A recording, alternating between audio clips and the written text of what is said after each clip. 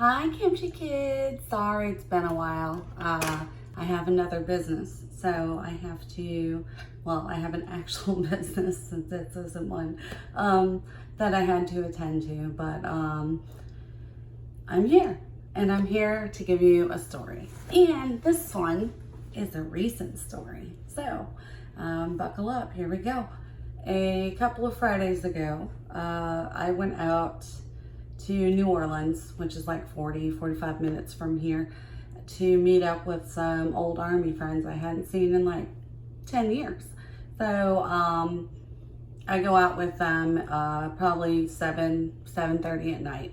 Now, let's go to my mom's side of the family. My sister calls me at 2 o'clock earlier that afternoon and says, Mom and Dad are gone. And I'm like, okay, where did they go? And she's like, oh, I don't know. Sometimes they just leave and go shopping or go do whatever. They don't tell anybody where they're going. They just go. I'm like, that's not smart, but okay. So I guess let me know when they get home. And she's like, okay, yeah, they probably just went shopping. They'll be back in a little bit. So now I've totally forgot about it. I'm in New Orleans. I'm drinking. I'm having a good time. And all of a sudden it hits me at like 10 o'clock at night. I'm like, I haven't heard from my sister. I don't know if my parents are home. So I go ahead, wrap things up and start heading home. And I'm like, shit, I mean, do I gotta go to St. Louis? Have they been taken?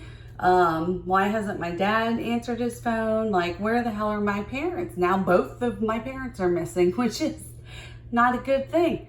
So I get a text from my sister when I'm halfway across the causeway, which is like a 20-something mile bridge over the lake, which is shit to drive. And it says, so Mom and Dad just got home. They got lost at the mall and couldn't remember where they parked. So they looked for a couple hours and ended up having to get security to drive them around after the mall had already closed for almost 2 hours so that my dad could find his car. And the reason we couldn't get a hold of him is because he had left his phone in the car. So I'm like, Jesus Christ. That's all I could say at the time. So the next day I call my dad. And I'm like, Dad, what's going on? Like, do we got to get you tested? Or are you losing your mind? Because we can't have like that combo of, you know, Mom in different spaces of time, like the Matrix. And then you over here forgetting where you parked and you don't know what's going on. Because we're going to have to like tether you two together. And then I'll put you on a leash or something. And he says, you know, we just parked somewhere we don't normally park at this mall. And this mall is pretty big. It's got several parking garages plus outdoor parking. He said, I thought we were going to be there for a minute. I said, you're with Mom. You should have known better. So he left his phone in the car. Well, 3 hours later, after my mom's done shopping, they come out and he has no idea where the car is since he parked somewhere he's not used to parking. And that's why I told him, you know, that's why you bring a cell phone and take a picture of where you parked so that you know when you come back out. And he says, oh, no, I just had one of those days.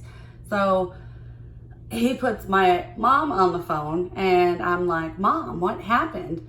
Oh, Chris, your daddy lost car. I think he's losing his mind. He no think no more, Chris. I cannot believe he lose a car many hour. We have to ask a man for help because he drive us around in a small car.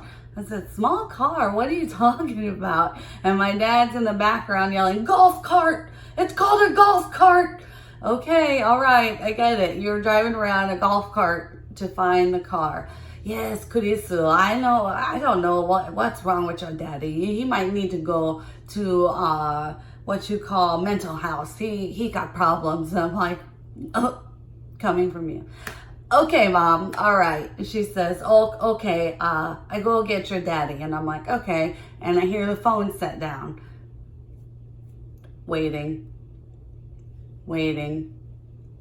Hello? I waited on the phone for 3 minutes. My mom just set the phone on the counter like she was done with the phone call, hung up. and didn't go tell my dad shit. My dad finally walks in the kitchen and he's like faintly hears something, so he picks up his phone and I'm still there, and he's like, "Oh, Chris, I didn't know you were still there." And I'm like, "What the fuck, Dad? Mom said she was going to get you like 5 minutes ago." "Nobody told me. I just saw you sitting here on the phone waiting to speak to somebody." "Thanks, Dad." "Look, Dad, what took you so long to find the car? You can just, keep hitting the beeper or something." "Well, if I didn't have to play fucking hide and go seek with your mother." And I'm like, "Oh," he cussed. He said something like non-monotonish. This is everything to me. And I'm like, "What do you mean?" He said, "Well, the way the ramps are, you can kind of walk up a little bit to see what cars are there. Every time I do that, which was probably 25 times, I would turn back around to go get your mom and keep going or go up that way. And she would disappear on me and go hide behind a fucking car. And then I'd have to go find her to go do the process all over again." And I was like, okay, I can see why that would take probably, 2 to 10:30 p.m. Yeah, that sounds like a pretty fun game.